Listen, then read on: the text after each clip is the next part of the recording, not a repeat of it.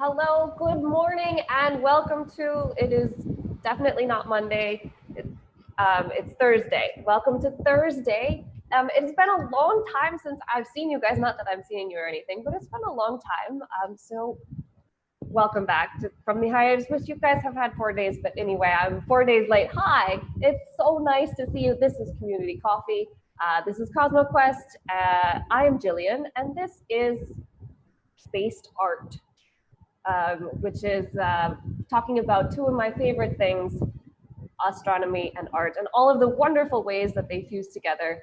I did see quickly before we begin, I saw some bits come up from Tropical Time, which means I owe you a happy dance.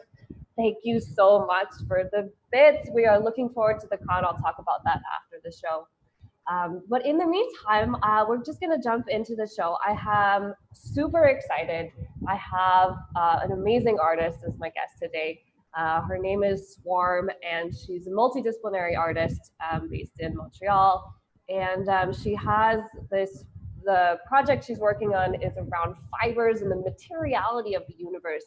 And I'm super excited to hear about it and for you guys to hear about it. So thank you so much for joining me, Swarm.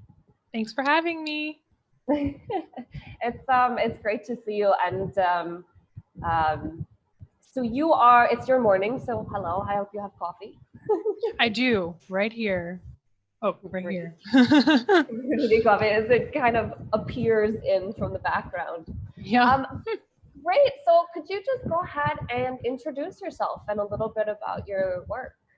Yeah, so I go by Swarm. It's my artist name. I come from a street art and graffiti background, which is why I have this name. I started out with that name about almost 10 years ago now, and I've always done like spacey art. I started with an interest in like geometry and like sacred geometry and how it's like the geometry of the universe. Obviously, it does have a weird connotation now because hippies have appropriated it and made a bunch of weird stuff. But when you eliminate that, it's actually really cool, and I still like it. But that is where I started. So yeah, I've been doing street art for like 10 years. So I decided to keep my name with my studio practice when I started deciding I wanted to do more studio stuff, because I actually identify with my name and it suits my work more. And I feel like it's more interesting than like first and last name to me. Because I also kind of feel like I like do a little bit of role playing in my art as well. So it kind of makes me sound like a superhero or something. Like a comic book character. We're going to talk about that for sure. Yep. Yeah. So that's my background as an artist. And I started my undergrad at Concordia in 2017. But this is not my first time starting my undergrad. I actually started for the real thing like 10 years ago almost, when I was 18 at OCAD University in Toronto. But I flunked out because I was 18 and I didn't know what I was doing, and I was in the city for the first time ever, so got distracted. So yeah, now I'm here doing this. Yeah, I don't know if that's the best intro, but that's all right. No, that's great. Because it actually segues perfectly into what I wanted to talk about next, which was now you're here, and what you're working on in your undergraduate is something you call astrofibers. Yes. And I want to just talk about that for a while, like what inspired it and what it is really, and some of the things that you're doing inside of it. Yeah, so in my program, Fibers Material Practices at Concordia, it's a very like specific niche program. We do all the textile techniques from printing and dyeing fabric, like repeat patterns and stuff, to like structure work like weaving, basket weaving, all kinds of stuff. It sounds like really like tame, but it's actually like, it's the most strict program in the university. Like you cannot be late for class. If you're like 5 minutes late, if you miss 2 classes, you fail the class. Like they're really hard on you. It's a really strict program, which is awesome, but it's also like a lot if you have like an 8:30 class. I eventually got good at those. But so I guess it really started in my first year, because since I've been doing my artwork outside of school for a long time, I came back into my undergrad, I should say, with more of an idea of what I want to do and like an identity as an artist and like subject matter. So, you know, it was hard to like navigate first year classes like that because they give you really strict prompts and really strict guidelines for the projects. And I was always breaking the rules. I was always like doing whatever I could to like jump through the hoops to be like, this is actually what I want to do. And like, I'm going to do it anyway. So you might as well just let me. Not always the best for marks, but as I get later into my undergrad, it doesn't become as much of a problem and I get more A's, so it's okay. But in my first year, I'm obviously very interested in the multiverse theory because I have a multiverse waffle weave, which is the first, I call it the first astrofibers project I did. I wanted to do it in first year because we had to do a weaving project, and I did this thing called ICAT weaving, which is an example on the screen that you see right now. That's my second attempt at it though. That's from this this past winter, where it's like it's technique originally from Asia, like probably China. I think it's definitely China or Japan. I don't remember, but probably both. It's like a really advanced weaving technique where they dye the strings beforehand and then weave them so that they make an image. This is obviously not what I did, but like I took the inspiration because I mean, I didn't take inspiration from the technique specifically. It kind of just like ended up that way because I'm always looking for how to make stars on everything. Like that's what I do. I paint everything black and put stars on it. And like in fibers, it becomes way more complicated. You have to actually like dye the string. So what I did here was I took a string, I made a, I don't remember what it's called. I was literally just doing this. It's okay, well, it's where you wind up the string before you weave. And, you know, you tie it so it doesn't get tangled in the dye bath. And then I basically just like put a bunch of elastics on it. It's like tie-dye, but like not tie-dye. Right, okay. So it has those little spaces in it. Yeah, so that's how I achieved this. And like, if we go to the next slide. Yes, so that's my results. I'm wearing the, oh my, I hope you didn't hear that. I have a pop-up thing from on my computer. Okay. So that's my results. It's the multiverse waffle weave. And like, I really fell in love with the waffle weave in first year because it's got like this interdimensional quality to it. Like I look at each square as like a universe. Like I just like want to jump in and like, depending on the loom, it's like pretty flat, but if you use at least like an 8-shaft loom, it can go really deep. So that's what I did here. I used an 8-shaft loom, a table loom, not a floor loom. And the inspiration also came from the fact that looms were actually the first computers because if you look at weaving patterns, they kind of look like code. And like when you're weaving, you actually have to like memorize a sequence of numbers that go along with your shaft or your petals. And like, if you do it wrong, it'll mess up. So I look at weaving pieces as like data sets. Yeah. So I kind of like thought of myself as this like cyborg computer weaver who was like generating a multiverse self-awarely. So that's like, I wanted to redo it this year because in second year I did it with a different type of cotton that doesn't actually take the dye very well. So I tried it again with dye and it really turned out well. And it's not like total dye at any, like, is it a special kind of dye or just like normal black? It's not Tintex. It's definitely like really like intense fabric dye. Like you have to use it in a studio. If you breathe it in, it could kill you, like give you cancer. Yes. No. This is another reason why the program is so strict.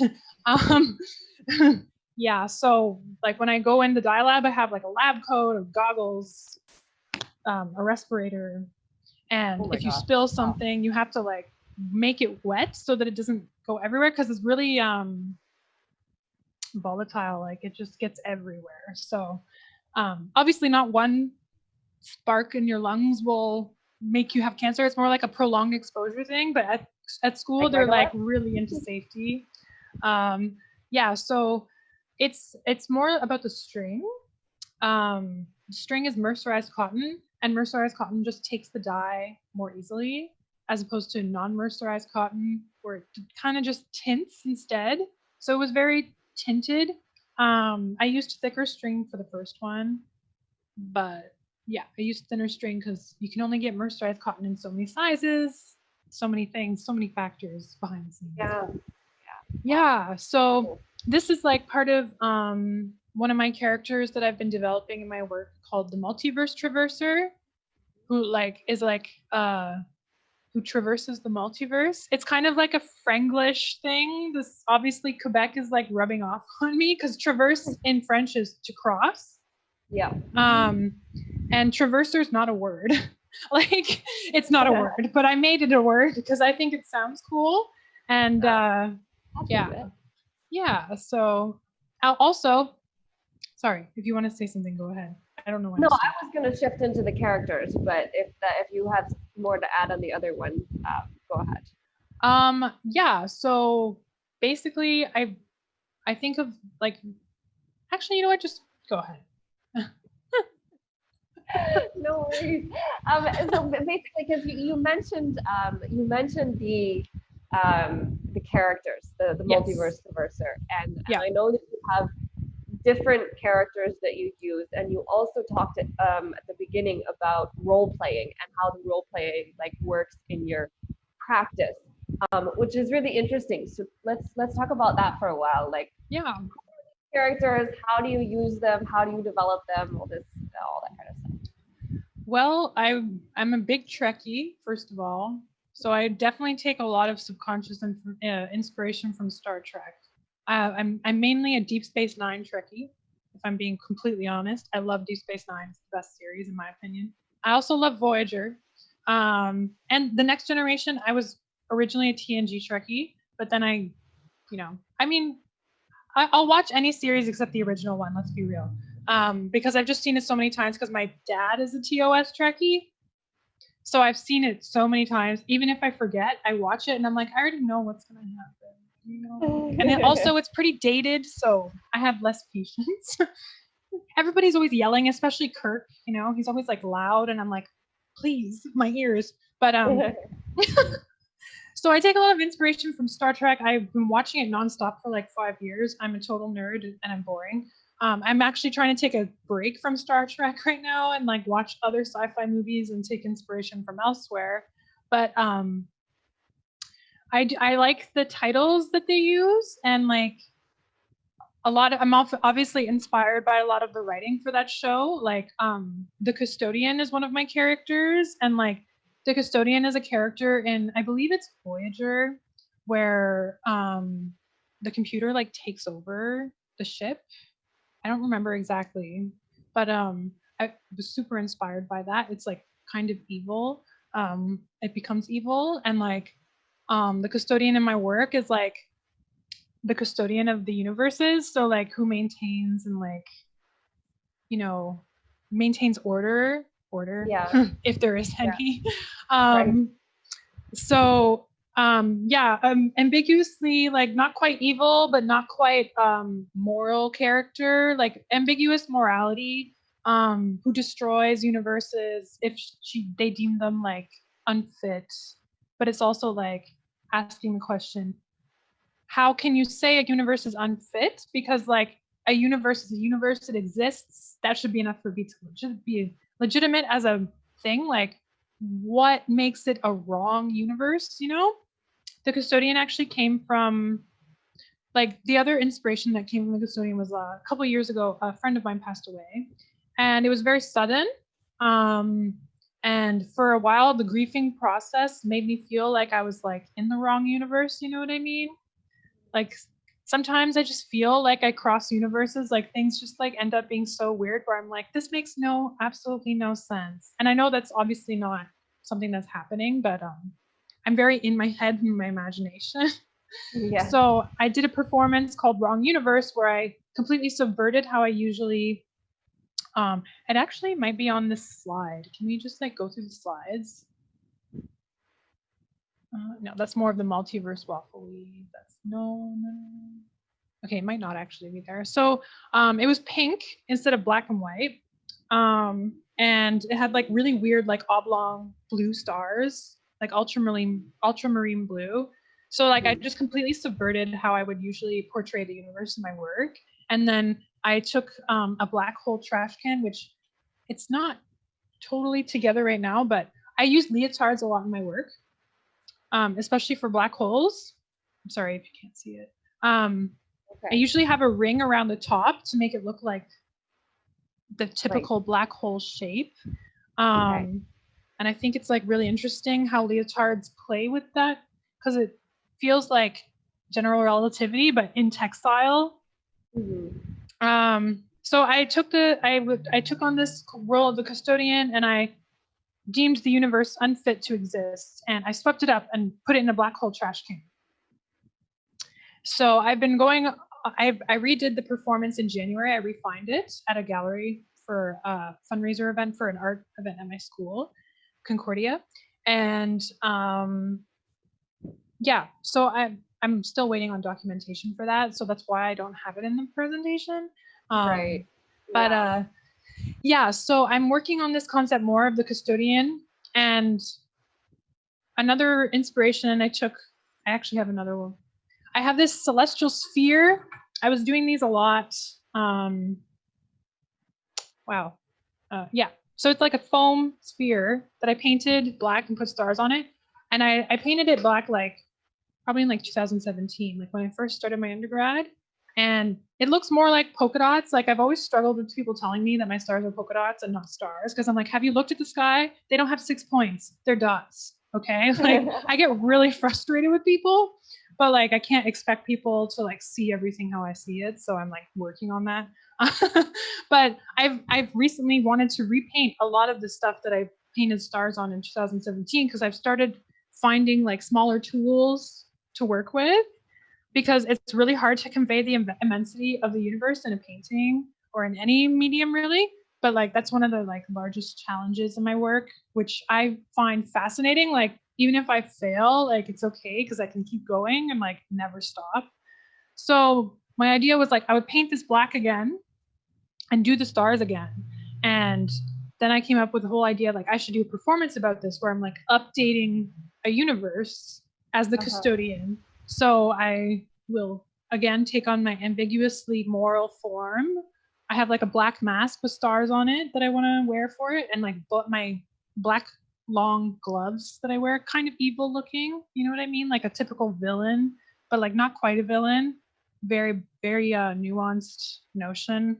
And where I would like paint it black on camera, like collapsing this universe into a black hole, and then like replacing all the dots, because it kind of feels like playing God in a way when I do my stars. If I get really in my head while I'm painting, I'm like, I'm literally placing all the stars in the sky. I'm omnipotent. Like there's always a tone of omnipotence in my work, because I don't feel I can separate my hand as the artist from my work. Like there's always implication of a creator, regardless of what I believe personally.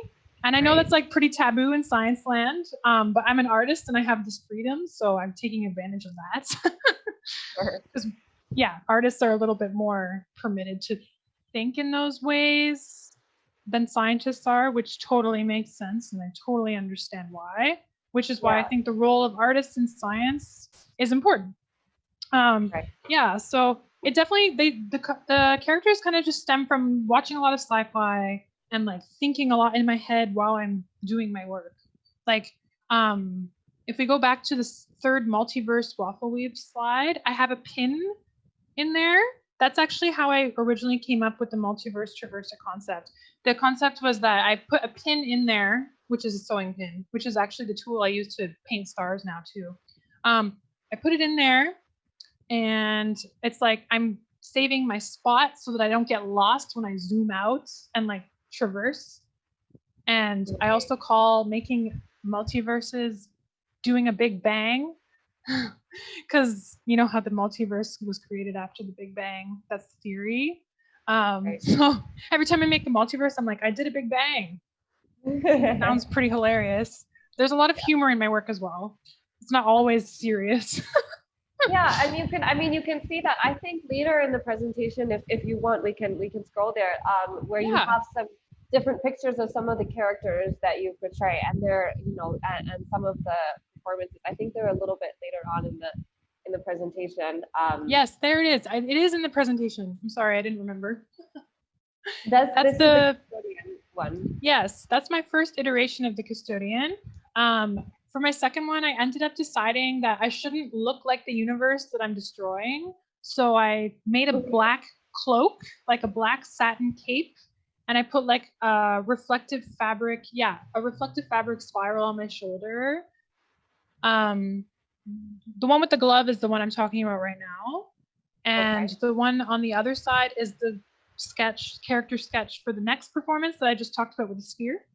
Okay. And in the middle is it's actually just a photo from when I was taking down a project that I had showed for a critique in my sculpture class. I made a little multiverse out of, this is actually salts that I dyed black with food coloring. A lot of food coloring. Like it costed a lot of money. They don't have black liquid food coloring. They only have black icing food coloring. And I learned the hard way that icing food coloring is not what I'm looking for. So I had to like mix all the primary colors of the food coloring together. And like I did it in bowls. Like I would do like small bits of salt at a time. And I have a whole bin of it. And actually, since I took them down that day, the stars have been dyed blue, which I think is really cool. And I'm like keeping them in there because I'm like, oh yeah, they're part of it, you know. But I've been using that dust. I call it Milky Way dust now, because if we go back up a bit in the presentation, there's another project I did with it. But if you want to ask some more questions first, we can do that. No, that's okay. I think there's that. Was it this one? We can look at this. Yes. So that is the dust that I was talking about. It's salt. Right. And when I took these photos, I came up with the idea of the omnipotent astronaut, which is another character that I do in my work. I call it like a Milky Way dust sample because when I was today years old when I found out that the voids in the Milky Way were dust. I thought those were just like blank space, like a lot of people do. Like, you know, when you look in the Milky Way and like you see all those black clouds. So I didn't know that that was dust until like last year. And I couldn't believe it. I was like, oh my God, that makes so much sense. And then I started looking at this salt that I dyed black in a really different light because I had made it the year before. 2 years before. I made the salt in first year. And I started looking at it in a really different light. And then I was like, okay, I'm going to take like a sample because I have all these little test tubes that I bought so I can make like little samples of my astrofibers work. Because in my fibers work, I also consider like granulated materials, like granular dust, like fibers. And I'm like really obsessed with dust. So, yeah, so I took a little sample, a Milky Way dust sample, and I was like, you would literally have to be omnipotent to collect this sample. So that's how I came up with the idea of the omnipotent astronaut. So I'm working more on that concept. Yeah. And speaking of that, you know, so you know, you said you're in your third year. Do you think that this astrofibers work that you're doing now, do you think you'll take it with you after your school? Is it something that you want to keep exploring, or is it kind of like you leave it and go on to other things? Like, what are you planning for that? I plan to keep going with it for a long time because I feel like I'm just barely getting started and I'm already like towards the end of my degree. Like I still have a long way to go, but obviously with like classes, there's not as much freedom. So I need time outside of class to use the resources at school to do my research. I'm also part of a research cluster at school called the Textiles and Materiality cluster. So I'm trying to like, and that's like usually it's only for graduate students, but they're starting to let more undergrads in because undergrads, we're not just like people who don't know what we're doing. We have research topics and like some of us are advanced. I really don't like the hierarchical aspect, but that's academia. So I joined the cluster in 2019 and with this as my research topic, I gave a presentation to the cluster in January about it. because I'm working on giving an eventual like professional talk about it, because there's so much to cover. Like I never cover it all. It's but yeah, I do plan to take it after my undergrad if that's how it goes. I feel like, because like I said, I feel like I'm just getting started. Like I want to actually make a real Milky Way dust sample. So I looked up what Milky Way dust is actually made of, and it's like a lot of heavy metals like aluminum, silicon, carbon, iron, all this stuff. Whatever I can actually acquire, like aluminum shards, iron shards, and I want to actually make a real Milky Way dust sample instead of just one that's representative. Right. So, and that was like one of the first questions that a lot of people in the cluster asked me when I gave my presentation. They were like, why don't you just use the real materials? And I was just like, I'm working on it. The fun part of art critiques, they ask you everything that you've already thought of. But yeah, so I feel like it'll go somewhere, especially since I just have so much to do. And I'm always thinking of new things, like it could go on forever. And the cool thing about astrofibers is that everything in the universe is astrofibers. Like everything we touch is part of the universe. And so it's like technically it encompasses my whole practice, but I am trying to like keep one part of my practice focused on just the fiber materiality aspect, because it's like research, and you know, like not all of my sci-fi art is going to follow the rules necessarily. So, and it's not always sci-fi art. I definitely like blend the two really well. So yeah. Like I want to work with light eventually too. Like I have so many plans and lasers and stuff. Like I did a laser project the other night. Nearly took out my eye, but hey. Oh dear. You live, you learn. Hey, are you even an astronomer if you accidentally haven't almost taken out your eye with a laser? I don't know. I've never tried it myself. I'm joking. I'm joking. You know, listen, I'm sure we could talk about this all day, all night, and just keep on going and going. As you said, everything is materiality, everything is fiber. But before we kind of wrap up, is there any project that I haven't asked you or you haven't gotten the chance to talk about that you just really want to kind of highlight? Yes. Okay. So if we go through, there's a weaving project. I don't know. Let me check. Or you know what? Let's just go. Let's scroll. Sorry. That's okay. It might be further down here. Yeah.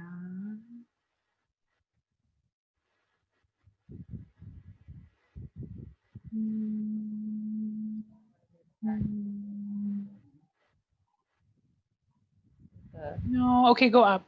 Sorry. Oh, there it is. Perfect.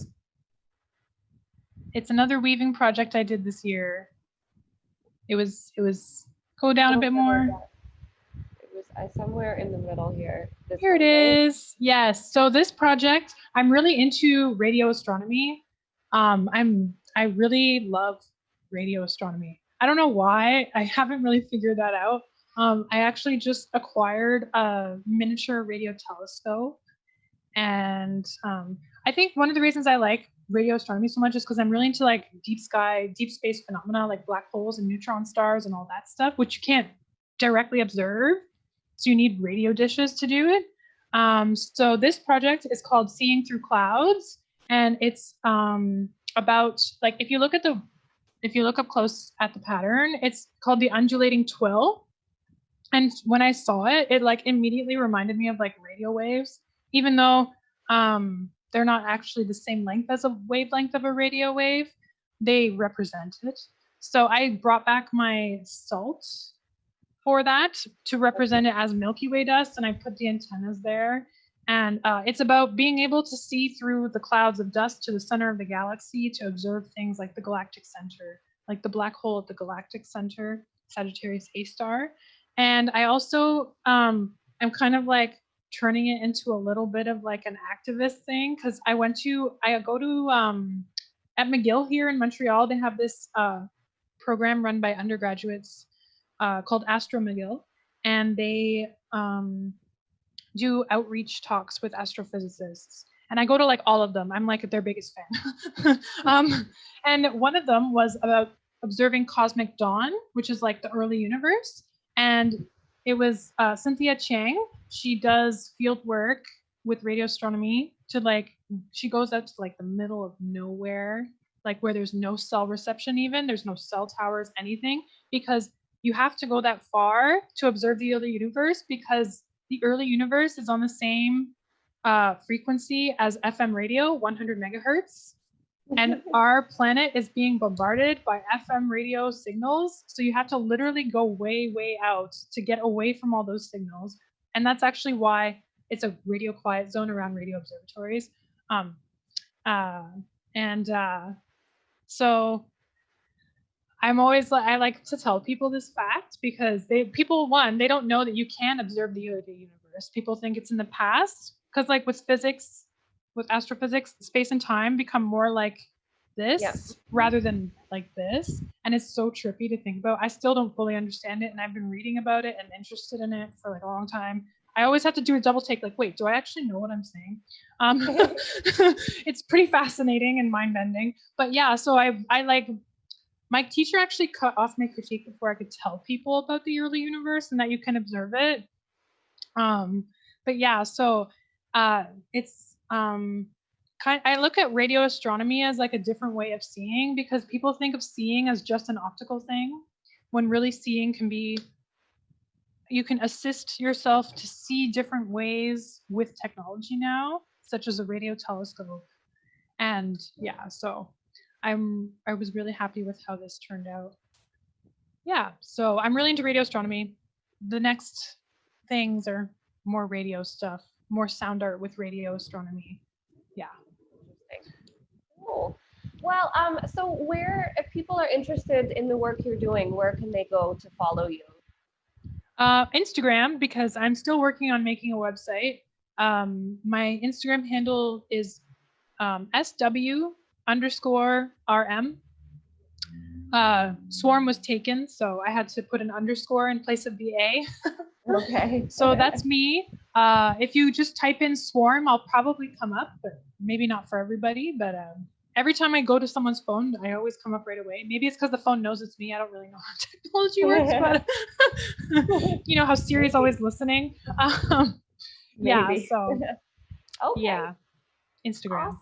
Awesome, cool. Well, thank you so much for joining me today. It was lots of fun to talk, and I really like your work. It's just really interesting, and I just wish you all the best going forward. So yeah, thank you for being here. Thank you so much for having me. I didn't realize that I would be talking so much. I always feel like I don't have much to say, and then it comes, and I'm like, oh, blah, blah, blah, blah. When it comes to your art and something you're passionate about, you just keep going. I know I get that way. You're just like, okay, yeah, calm down. Yes, exactly. Cool. Thank you so much for having me. It's such an honor. Thank you for being here. Thank you guys for joining on Community Coffee. CosmoQuest, listen, CosmoQuesticon is this weekend. If you don't have your tickets yet, you better get them. I will be there performing a couple different times, one creating on the spot with David Joseph Wesley, and then Sunday doing a performance in collaboration with, I have some narrations from Dr. Paul Matt Sutter on his book, How to Die in Space, and I'm super excited about it. So definitely be there and come back in a couple hours for the Daily Space here on Twitch. And yeah, thank you for joining us. So we will see you at the Daily Space in just a couple hours.